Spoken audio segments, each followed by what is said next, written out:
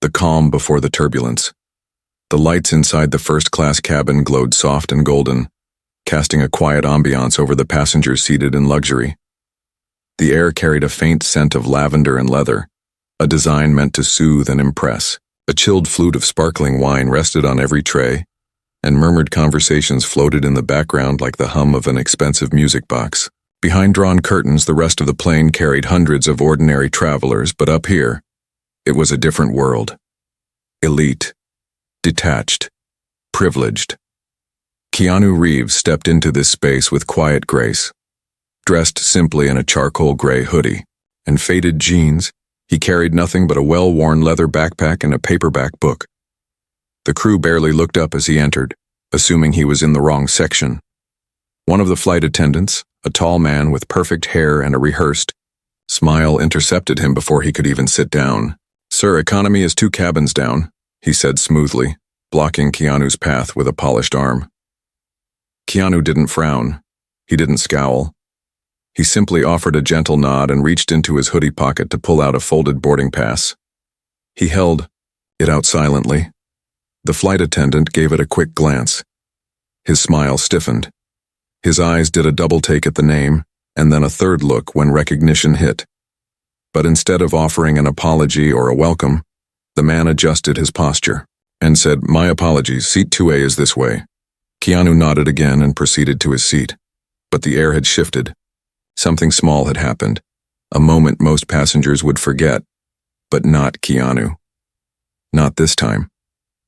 It wasn't the mistake that bothered him. It was the look, the assumption, the judgment, and something told him that this flight would be filled with more of it. The seat was large and soft, but cold in spirit. The woman beside him was draped in designer fashion, her nails sharp and her diamonds louder than her voice. She took one look at him and pulled her handbag closer, her nose wrinkling just slightly. Keanu, again, said nothing. He slid into the seat, pulled out his book, and tried to lose himself in the quiet world of words. But it didn't last. As the plane prepared for takeoff, the luxury food service began. Menus were passed around, printed on heavy paper with gold trimming, offering dishes that sounded like poetry. Seared duck with cherry glaze, caviar with chilled vodka, handmade truffle ravioli. As the flight attendant returned to take orders, he leaned in toward the woman beside Keanu. "Would Madam like the lobster thermidor? Or the Wagyu tenderloin?" "The Wagyu," she purred, never even glancing up. The man turned to Keanu, his voice dipping just slightly in warmth. "And you, sir?" "Just the vegetarian option, please," Keanu replied softly. "And water is fine." The attendant paused. "We don't have a vegetarian option on tonight's menu. Only meat selections. Perhaps the duck?" Keanu shook, his head gently. "I don't eat meat." The attendant's smile thinned. "Then I suppose a salad can be arranged, but the first-class menu doesn't normally accommodate limitations." "A salad is fine," Keanu said, though his voice lost a bit of its calm. The woman beside him made a tiny scoffing sound. Not loud, but enough. Keanu returned to his book, trying to pull away from the weight of these moments, but they pressed in all around him. 15 minutes later, a tray was set before him. A dry lettuce pile, 2 tomato slices, and a plastic cup of dressing. No bread, no dessert, no warmth. It wasn't the food that made something shift inside Keanu. It was the lack of care. Not a single person had offered kindness. No curiosity, no compassion. Just cold efficiency paired with thinly veiled dismissal. The woman beside him got her steak, perfectly plated, steaming, with wine poured by hand. As she took a bite, she looked sideways at Keanu. "You know," she said, licking sauce from her lip. "You look familiar. Are you an actor?" Keanu nodded slightly but didn't meet her gaze. Well, you should dress better. You nearly gave that steward a heart attack. They thought you were in the wrong cabin." She laughed, as if it were funny, as if it weren't a little cruel. Keanu set his book down. His hands rested lightly on the armrest. The plane had only just lifted into the sky, but already, Something inside him was falling away. A patience that had carried him through years of fame, countless interviews, and red carpet nights. But tonight wasn't Hollywood. Tonight it was real. And real was rarely glamorous. He pressed the call button. A different flight attendant appeared. This one younger, softer in demeanor. She smiled automatically. "How can I help you, sir?" Keanu didn't speak right away. He looked at her name tag, Maya. Then he glanced around at the others, clustered near the galley, laughing quietly, their backs turned. "Maya," he said softly. "Is there someone in charge I can speak to? The head of this crew?" Her smile faltered. "Yes, sir. That would be Mr. Carter. Would you like me to get him?" Keanu nodded once. She disappeared. 2 minutes later, the first attendant, the polished one, returned. "I'm Mr. Carter," he said. "Is there a problem?" Keanu's voice was quiet, too quiet for a complaint. "I'd just like to talk to you in private, if that's okay." Mr. Carter raised a brow. "About?" "Let's walk," Keanu said reluctantly. The man followed him to the galley, away from the passengers, into a space between service carts and stacked drinks. The hum of the plane filled the silence. "I want to tell you something," Keanu began. "Not because I'm angry, and not because I expect you to change, but because I've spent a lifetime watching people treat others based on how they look, what they wear, what they order to eat." Mr. Carter crossed his arms. "When I walked in," Keanu continued, "you assumed I didn't belong here. You blocked me without even looking at the name on the boarding pass. Later, you offered me a plate of leaves like I was an afterthought. You may think it doesn't matter, but it does. Not because I'm Keanu Reeves, not because I'm famous, but because I could have been anyone." The attendant's posture shifted slightly. "I've spent time with monks who share their food with strangers. I've ridden buses in silence where people offered their last meal. I've eaten from street stalls with more heart than any first-class kitchen. And tonight, in a space meant to represent luxury, what I felt was dismissal." Mr. Carter opened his mouth, but Keanu held up a hand. "I know how airlines work. I know how people get trained. But culture isn't just what's in the manual. It's what people feel when they walk in. And tonight, your crew created a space where one man couldn't even eat with dignity." Mr. Carter frowned, unsure what to say. Keanu pulled his phone from his pocket. He tapped a few times, then lifted it slightly. "I don't usually use my name for power, but in this case I will. This airline is partially owned by a group I invest in. The board knows me. I helped fund the expansion into the U.S. The man's eyes widened. Keanu didn't flinch. "And I'll be making a call once we land. Not to punish, but to reset, because this," he gestured around him, "is broken." The plane hit a small patch of turbulence just then, as if agreeing with him. Keanu returned to his seat in silence. But the air in the cabin had changed. One attendant rushed to his side, stammering about offering him something warmer. Another hovered, asking if he needed dessert, but he simply opened his book and read quietly, as if nothing had happened except something had. A man who could buy a dozen planes was denied dignity in one. And 15 minutes later, he did something no one expected.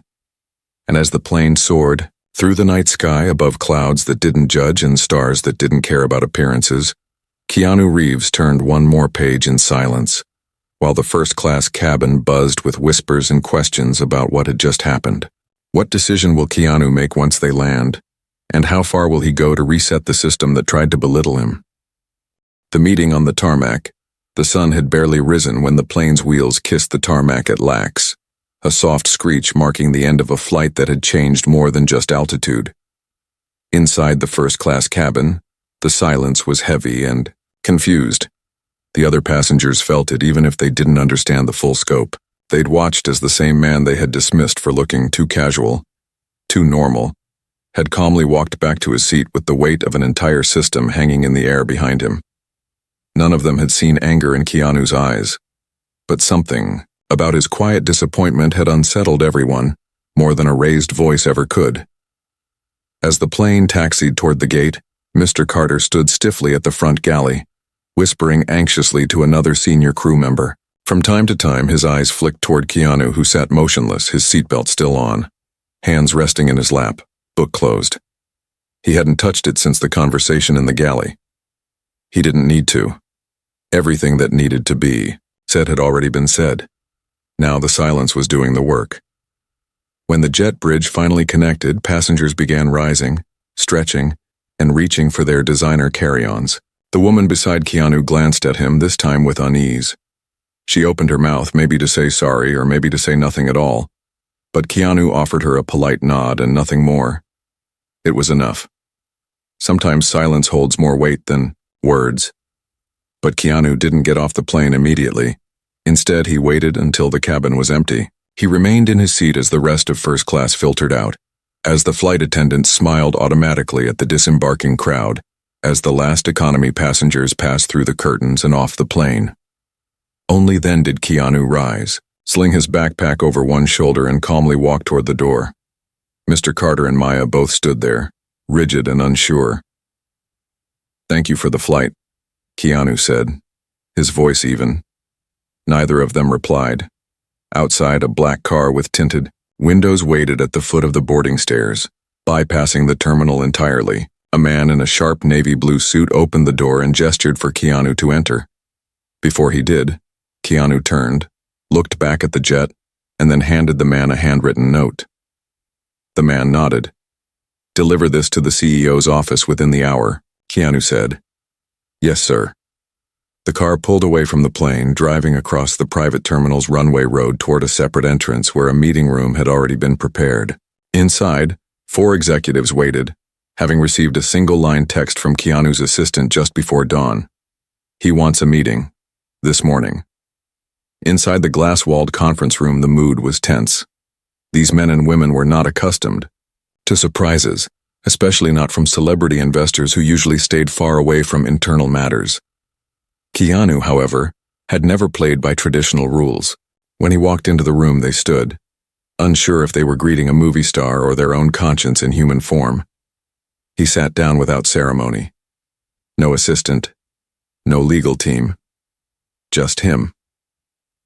"Thank you for meeting me on such short notice," he began, his voice still the same calm tone it had been on the flight.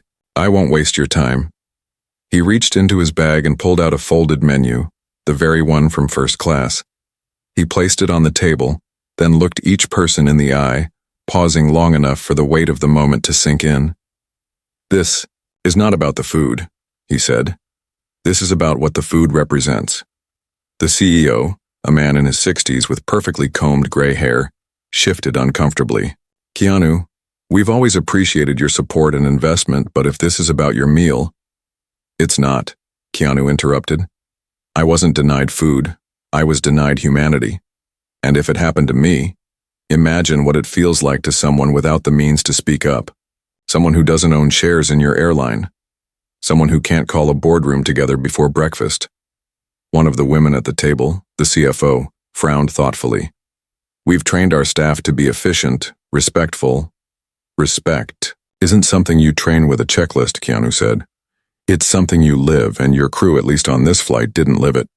They operated on appearances. They saw a man in a hoodie and jeans and decided he didn't deserve equal service.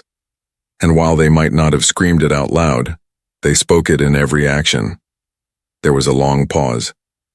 "Do you know what it feels like to sit in a seat that costs thousands of dollars and be served a plate of lettuce like a burden?" he asked. Not because there wasn't better food, but because no one cared enough to ask. The silence deepened. Keanu leaned back in his chair. "I don't need special treatment. I've walked through war zones and stood in food lines. I've eaten from paper plates and metal tins. I've fed strangers and gone hungry by choice. What I need, what everyone needs, is dignity. And your airline failed that test." The CEO finally cleared his throat. "What are you asking for?" Keanu folded his hands. "I'm not asking, I'm telling. Every crew member on that flight is suspended pending retraining. Not punishment, re-education, a real course on empathy, on human connection, not just hospitality theater. And it needs to be implemented company-wide. Not just for first class. Every passenger, every staff member." The room was still. "And Mr. Carter?" Keanu continued. I want him removed from supervisory roles he's not ready to lead. And if we don't comply? One of the directors asked bluntly. Keanu smiled slightly, but there was no warmth in it. Then I take my investment, my name, and every piece of goodwill I've helped build, and I walk. And when the press asks me why, I'll tell them the truth. All of it. The board didn't need more than a second to realize the consequences. We'll implement the changes, the CEO said finally, his voice heavy. Thank you for bringing this to our attention. Keanu stood. No, he said quietly. Thank you for listening. As he walked out of the building, the early morning sun touched the edge of the horizon, painting the sky with streaks of pink and gold. He stepped into the waiting car, silent, thoughtful. It wasn't about revenge, it never had been. It was about reminding the world that respect isn't something you buy with a ticket. It's something you owe by default. It's something every human deserves. As the car pulled onto the road, Keanu's phone buzzed with a message. It was from Maya, the kind attendant who had spoken to him gently.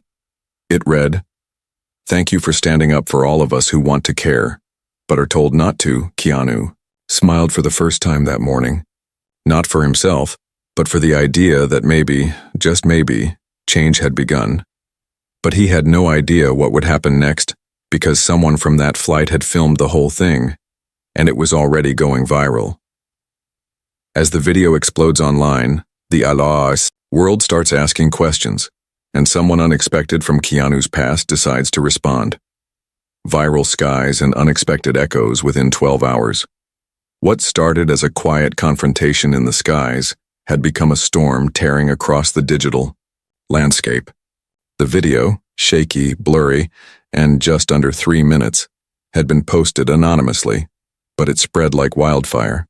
The title alone ignited fury and fascination across the internet.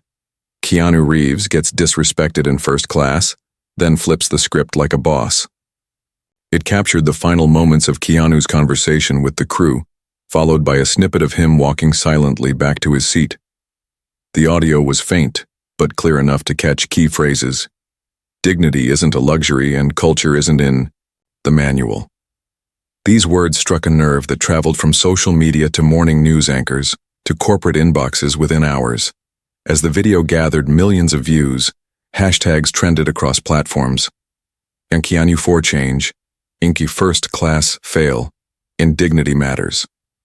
Major outlets scrambled to verify the story. Journalists dug up passenger manifests, flight logs, and employee rosters. Influencers posted reaction videos praising Keanu's calm but powerful stand. But the noise wasn't just digital.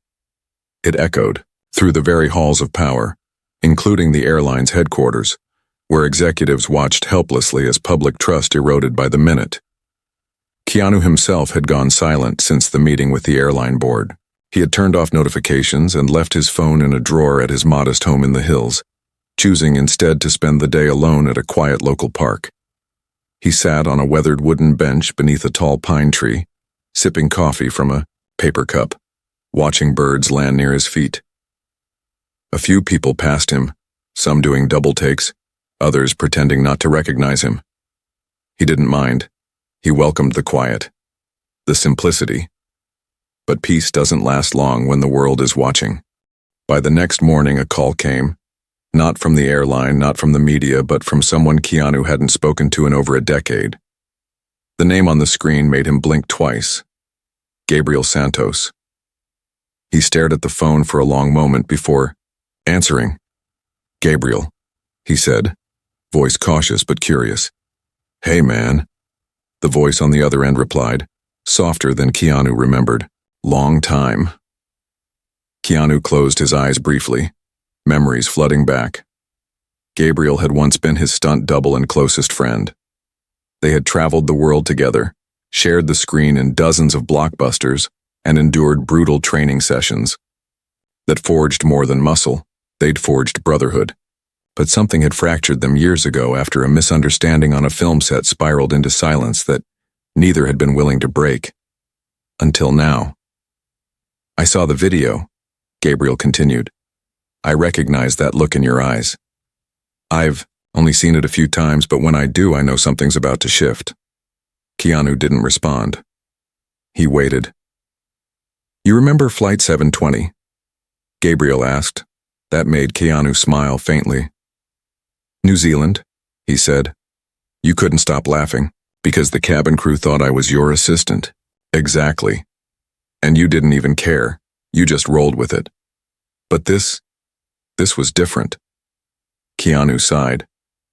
Yeah, it was. Gabriel's voice dropped. Listen, I'm part of a team now. We work with companies on deep cultural reform. It's quiet work. Behind the scenes, no headlines. But what you just did? It's the first spark. We want to turn it into something real. Not just a social media trend. Something lasting. Keanu's eyes narrowed with interest. What are you saying? I'm saying let's partner. You bring your name, your values, I'll bring the infrastructure, the people. Together, we'll create a program for companies that forces them to look inward, not just airlines. Every industry. Training that isn't cold or corporate. Something that actually teaches empathy. Something that heals. Keanu stared out at the horizon. What made you call me now? Gabriel paused. Because when the world starts listening to the quiet guy in the hoodie, that's when you know the world's ready to change. The conversation ended with a promise. A meeting in 3 days to sketch out the blueprint of something that didn't yet exist, but already had roots in pain, truth, and shared purpose. Yet even as Keanu made new plans, the airline tried to control the flames. Their official statement was clinical. We regret the discomfort experienced by Mr. Reeves and are reviewing internal processes. But that didn't satisfy anyone. Not the press. Not the public. And especially not the employees. Because inside that airline, a quiet rebellion had begun. In lounges, break rooms, and private message threads, flight attendants and ground staff started sharing stories of their own.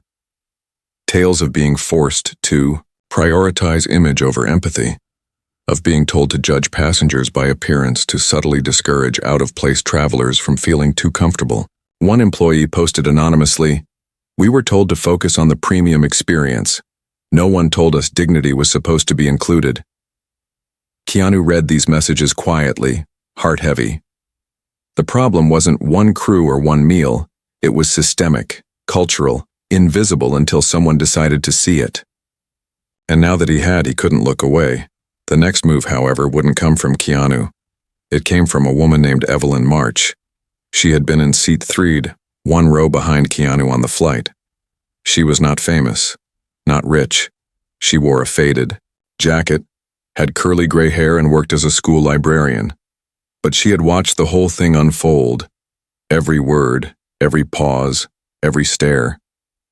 And she had written an open letter posted on her personal blog titled, "The man beside me said nothing, but he changed everything." Her letter was raw and powerful, describing not just the event, but the deeper layers beneath it. How she'd flown dozens of times, always quietly, always unnoticed.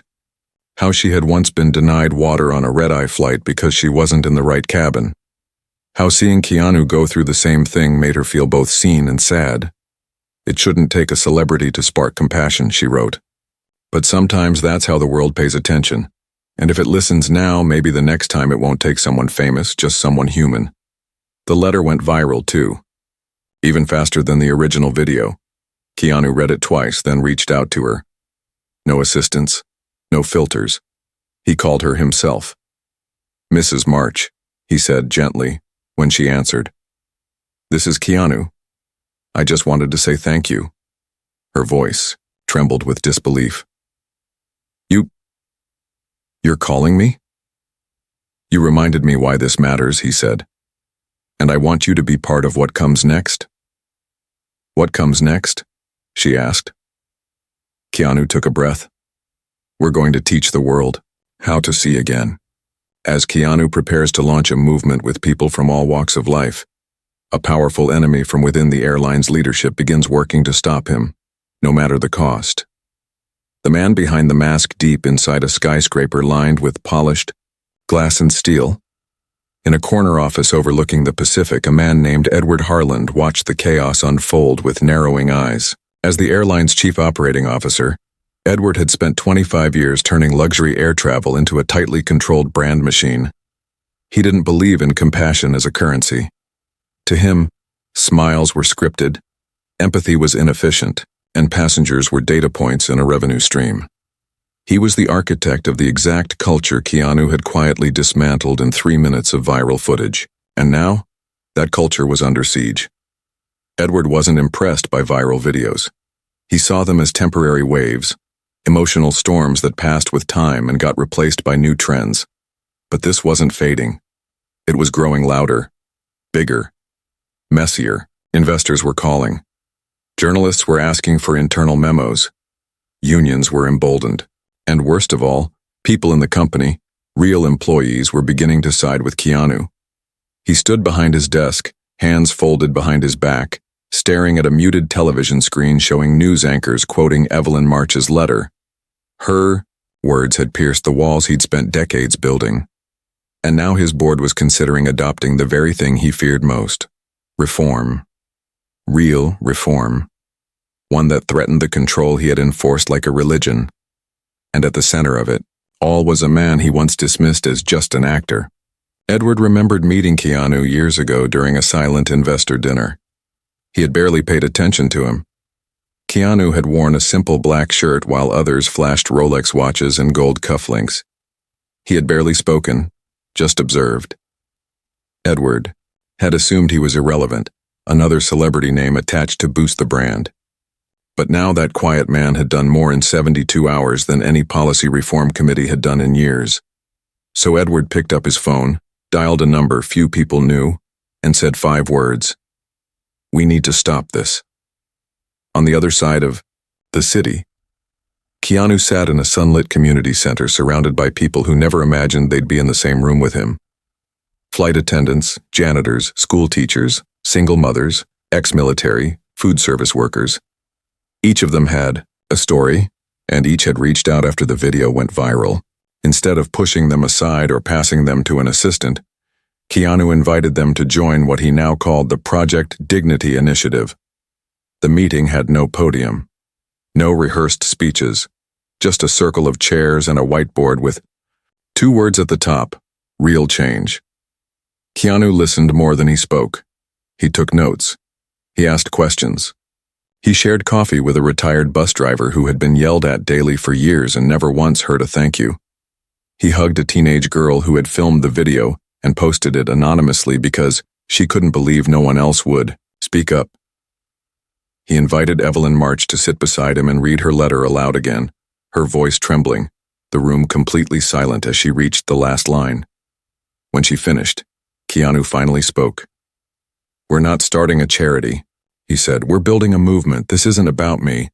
This is about every person who has ever felt unseen, unheard, unwelcome. We can't change every company, but we can change expectations. We can change conversations." The room applauded, not because of fame, but because of truth. But even as this grassroots movement bloomed with hope, Edward Harland began planting thorns. The next morning, a story appeared on a major gossip site: Keanu Reeves' tantrum on flight. Insiders claim it was a publicity stunt. It quoted unnamed crew members claiming Keanu had demanded special treatment and threatened staff. The article included no evidence, no verified quotes, and no passenger names. But the timing was calculated. And it was just the beginning. Within hours, several more leaks appeared. Edited clips taken out of context. Blurry photos of Keanu looking serious at the airport painted as angry. The campaign was subtle, clever, and designed to chip away at the public's trust, not with a hammer, but with 1,000 cuts. Keanu, however, remained calm. He didn't respond publicly. He didn't post angry messages or release statements. Instead, he met with Gabriel, Evelyn, and a small team of legal advisors and ethics experts. They drafted a plan to counter not just the attacks, but the culture behind them. They called it the Dignity Code, a set of simple human-first principles that organizations could adopt, centered around listening, inclusion, and empathy-driven training. The goal wasn't to shame companies. It was to invite them into the process of becoming better. But one organization wasn't interested in becoming better. Inside the airline, Edward Harland was furious to learn that not only had his smear attempts failed, but the board had just voted to implement the Dignity Code across several departments for pilot testing. Worse, several high-ranking staff, including Maya, had been invited to help design the training modules. Maya had become a quiet star in all of this.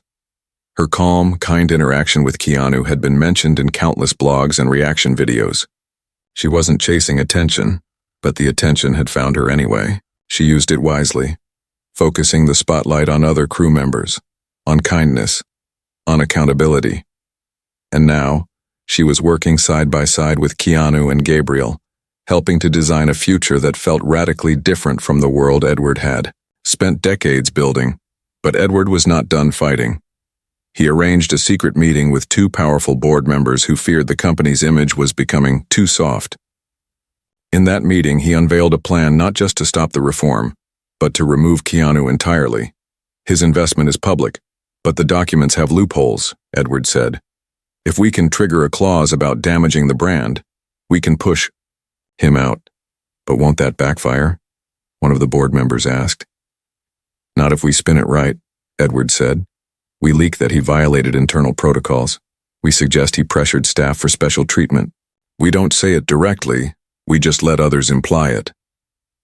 The plan was ruthless. And already in motion, Keanu received a formal letter the next day. It was cold and precise, stating that his presence was under review for interference with operational procedures and potential reputational harm. It ended with an invitation to attend a formal inquiry before the board. Gabriel read the letter and slammed his fist on the table. They're trying to break you, he said. They know they can't win the public, so they're going after the rules. Keanu remained still. Then slowly he stood up. Let them, he said. What? Let them call their meeting, Keanu replied. I'll be there, and so will the truth. We should lawyer up, launch a press counterattack. No, Keanu said. They expect war. We're going to give them something they've never seen. What's that? Keanu looked out the window. Grace. 3 days later, the inquiry began. The boardroom was full. Media wasn't allowed in, but leaks had already promised drama. Cameras waited outside. Social feeds buzzed. And inside the room, Keanu sat alone at a table, facing 15 executives who would decide whether to remove him from the company he had helped build. Edward Harland watched smugly from the head of the table. Keanu said nothing for the first 20 minutes as others made their cases. He didn't interrupt. He didn't react. He listened. And then when asked to speak, he stood slowly and said, I won't defend my reputation. It isn't for sale. He paused. I'm here because the culture you created forgot what people are made of. It treats kindness as weakness and compassion as chaos. You think control is leadership, but control without care is tyranny in a suit. The room shifted. A few board members looked away. Keanu continued, voice steady. You can vote me out. That's your right. But you cannot unsee what you've all seen.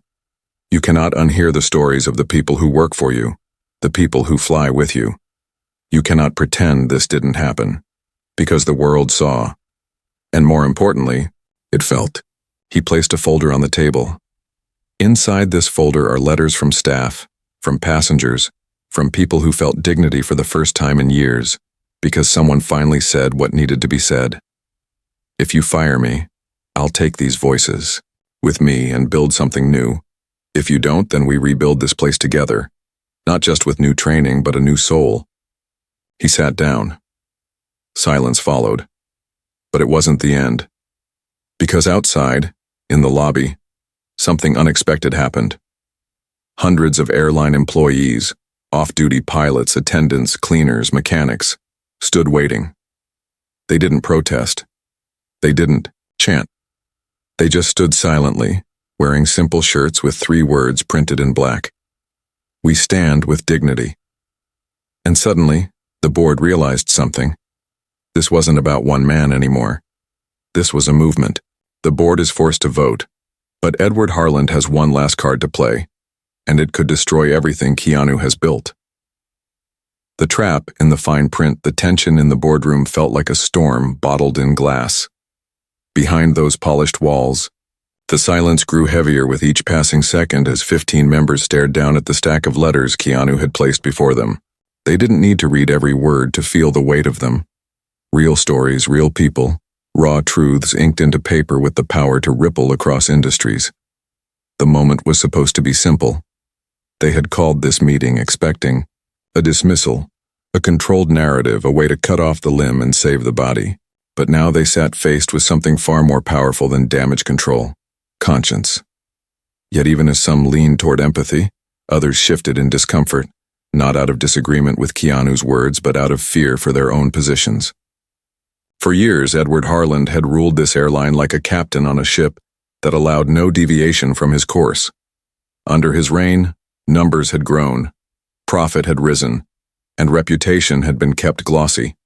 Until this week. Now cracks showed, beneath the surface, and Keanu, with no threats and no shouting, had placed his hand directly over the fault line.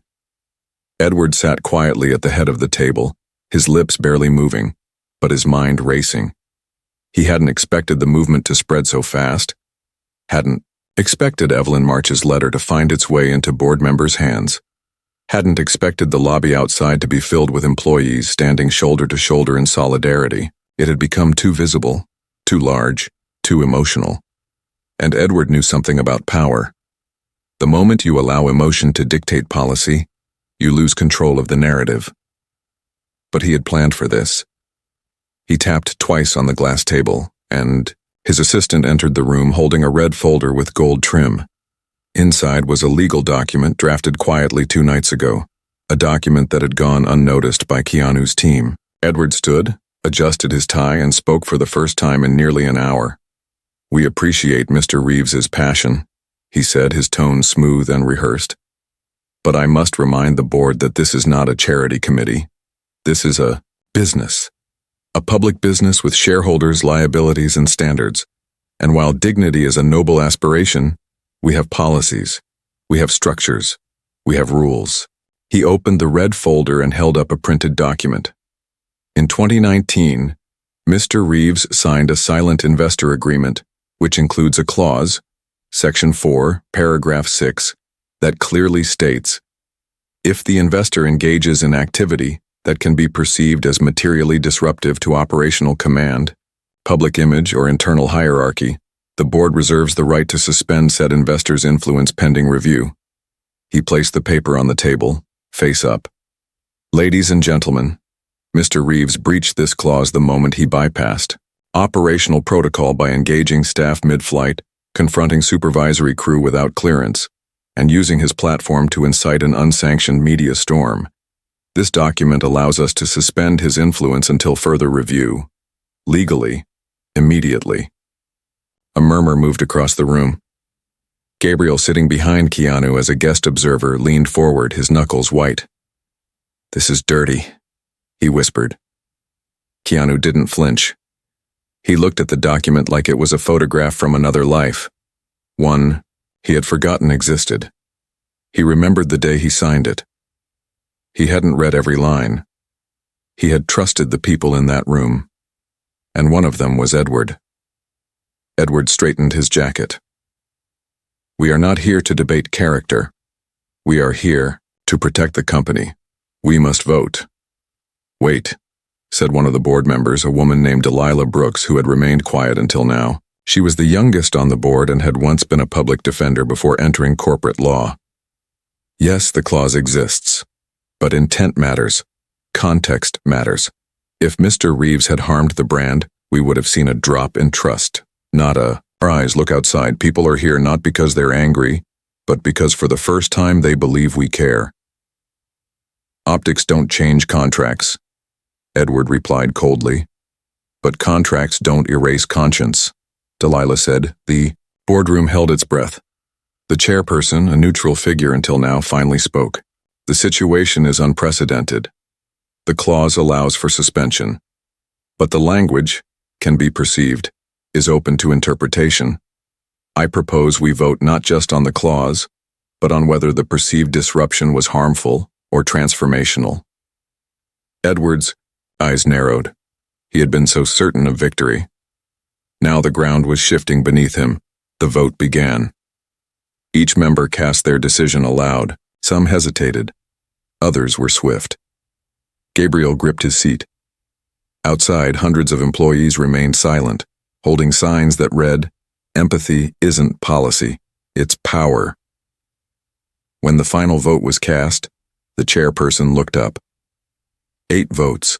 In favor of retaining Mr. Reeves's influence. 7 against. The motion to suspend fails. Keanu remains. The room exhaled. Some smiled. Others stared blankly. Keanu stood not with a triumphant gesture, but with calm resolve. "Thank you," he said simply. But as he turned to leave, Edward spoke again. "This isn't over." Keanu paused at the door. "No," he said. "It's just beginning." Outside, as he stepped into the lobby, the gathered crowd erupted, not with shouts or chants, but with applause. Slow, steady, respectful. Employees lined the hallways, not as protesters, but as believers. Maya stood near the front, her eyes filled with tears, and Evelyn March reached out and took Keanu's hand. But amid the warmth, a storm still brewed, because Edward wasn't done. That evening, under the cover of darkness, Edward called a meeting, not with the board, not with legal teams, but with a private consultancy firm known for reputation resets. They didn't operate in public view.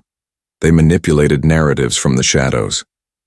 And now Edward was hiring them to execute a plan not to discredit Keanu, but to divide the movement he had built. Undermine the initiative, Edward said. Create factions, plant stories, make them doubt each other. If we can't remove him, we'll weaken the foundation he stands on. The firm agreed. The next morning, a viral thread appeared online. Former employee reveals Project Dignity is a cover for a political agenda. It came from a newly created account but was shared by several influencers known for stirring controversy.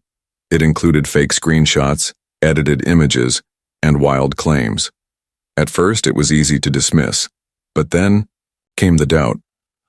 One of the volunteers in Keanu's movement, a logistics manager named Bryce, approached Gabriel and asked, "What if we are being used for something bigger? What if this isn't about kindness at all?" Keanu noticed the shift. Subtle, but real. Whispers in the hall. Hesitant glances. The sabotage had begun. Gabriel paced the community center, furious. "We need to go public. Address the lies." Keanu shook his head. "No. If we react with fire, we feed the flames. We need to do what they can't. Remain human. And if it tears us apart from within?" Keanu looked around the room, at Maya, at Evelyn, at volunteers sorting supplies for kindness training workshops across cities. And he spoke, not loudly, but with something more powerful than volume, conviction. "Then we remind them who we are, not with statements, not with lawyers, with action, with unity, with story." And just like that, the next phase of the fight began. Not on paper or behind closed doors, but in classrooms, airports, offices, and buses, where Project Dignity began to train everyday people in how to see each other again. But Edward's final move hadn't been made yet. He had one more ace, and it was personal. Edward uncovers a long-buried secret from Keanu's past and prepares to weaponize it against him, threatening not just the movement, but the very identity Keanu spent years protecting. The secret, the storm, and the silence. The rain had begun, falling just after midnight, sweeping across Los Angeles in a rare storm that seemed to echo the chaos swirling beneath the city's glittering skyline. Thunder rumbled in the distance, not unlike the rumble in Keanu's chest as he sat alone in the dimly lit room of his modest home, his phone buzzing again and again on the kitchen counter. He hadn't picked it up in hours. Not since the news broke. Not since Edward Harlan played his final card. The one move that no one saw coming, not even Keanu. It started with a headline that appeared without warning. Actor who started Dignity movement was once accused of silencing a whistleblower. Exclusive documents uncovered. It was published by a digital tabloid that had been quiet for years, now suddenly resurrected with a single purpose.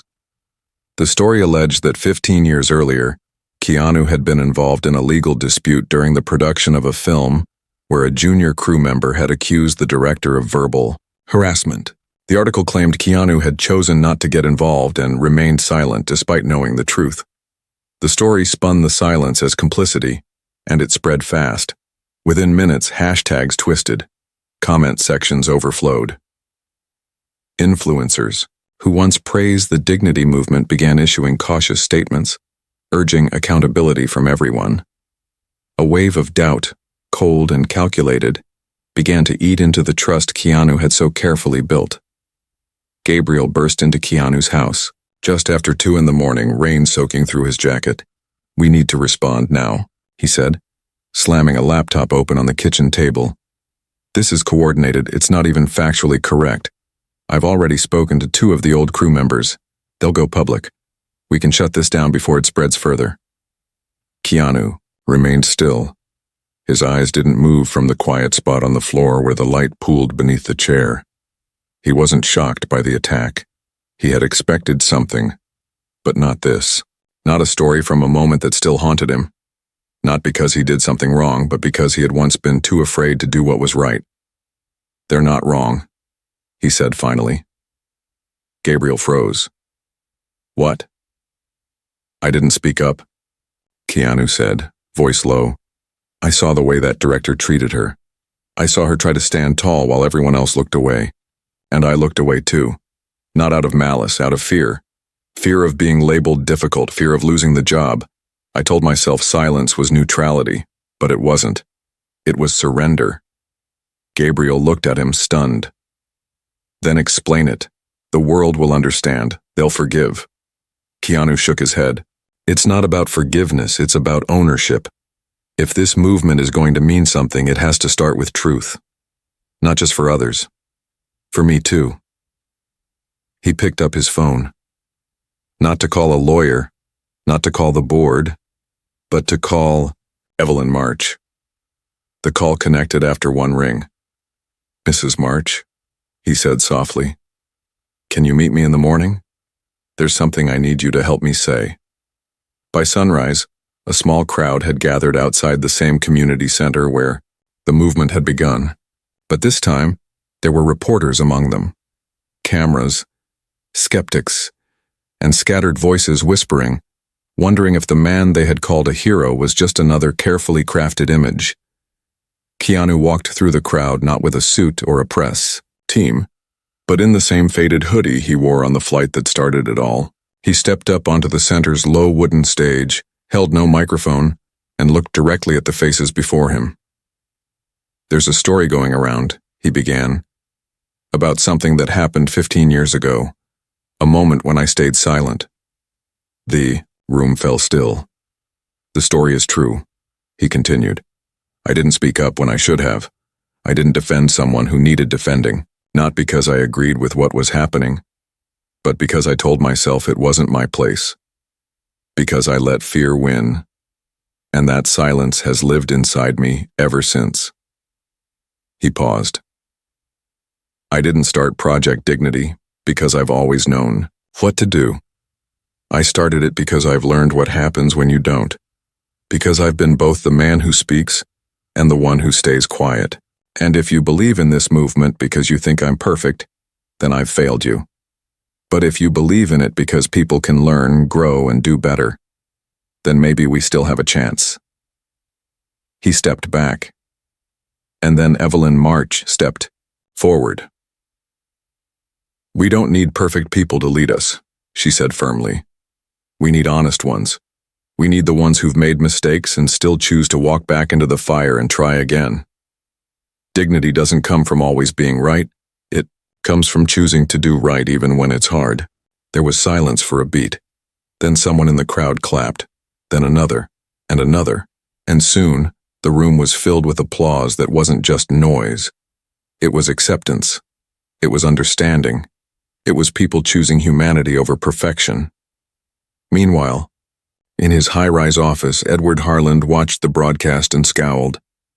He had gambled on the public's love for scandal, on their addiction to betrayal.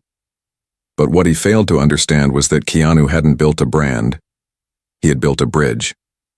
A bridge made of real people, real hearts, and real stories.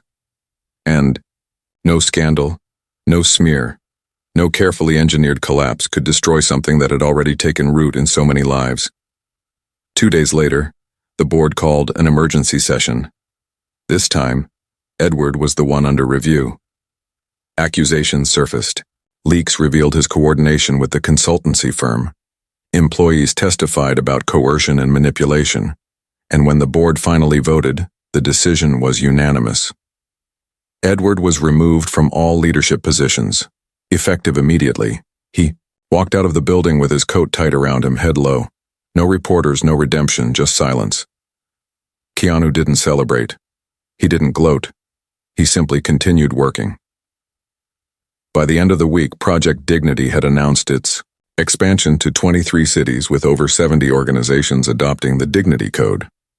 Schools, hospitals, transportation networks, even fast food franchises signed on. The goal wasn't profit. It was presence. And its message spread not through advertising, but through people, stories, word of mouth.